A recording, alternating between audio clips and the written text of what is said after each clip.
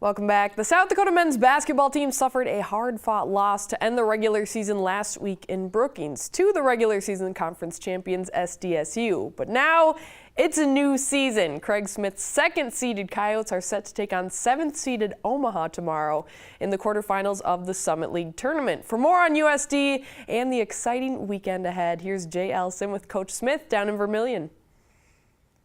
Thank you, Kelly. Well, Craig, tough one last week in Brookings to close the regular season. Last thing any team that goes into Frost Arena wants to see is SDSU get off to a good start. Unfortunately for you, that was reality for you in this one.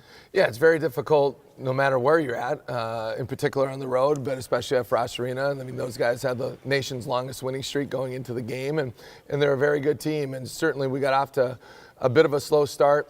We weren't getting into the ball, bothering the ball nearly well enough, and they were just able to measure us up and knock down a lot of semi-open threes. And then we were just a bit of a root canal on offense. We were pretty disjointed and give them a lot of credit for causing us some issues that way. But we'll learn from it and grow from it, and no rest for the weary, and we've got to get ready for the conference tournament. All right, well, the loss locked you in as the 2 seed for the Summit League tournament this week in Sioux Falls. The rest of the bracket finalized over the weekend. How do you feel about your draw?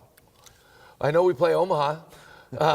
You know what? The draw is a draw. I mean, no matter who you play, you got to show up ready to play. And I know it's easy for reporters and fans and whomever to say, and I think as a coach, you truly, I know it's a cliche, but for us, we have to take it one game at a time, because you can't sit there and look ahead, oh, this, that, and the other. Now, our staff will obviously have our scouting reports ready, and we have to work ahead in terms of that, but our sole focus is Omaha. And I know that's boring and dull, but that's how it is. I mean, you look back at the last couple of years, there's been a 7, last year a 7 beat a 2, right? IUPUI beat North Dakota State.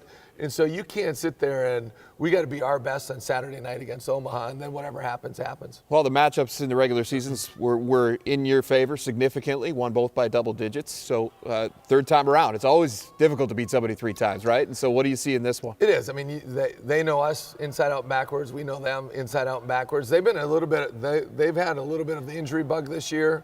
So they've kind of been, they're going to be 3 different teams now. This is the 3rd time. So the first time, Mitch Hahn didn't play, right? Then last time, Wofford Humphreys, who was their second leading scorer at their place. We had a hard time with him. He didn't play at our place, and now they're fully healthy. So it'll be a different team for the 3rd time. So, I mean, they can put points on the board in a hurry, which they did in the second half at our place, that last 10 minutes where they couldn't miss a shot.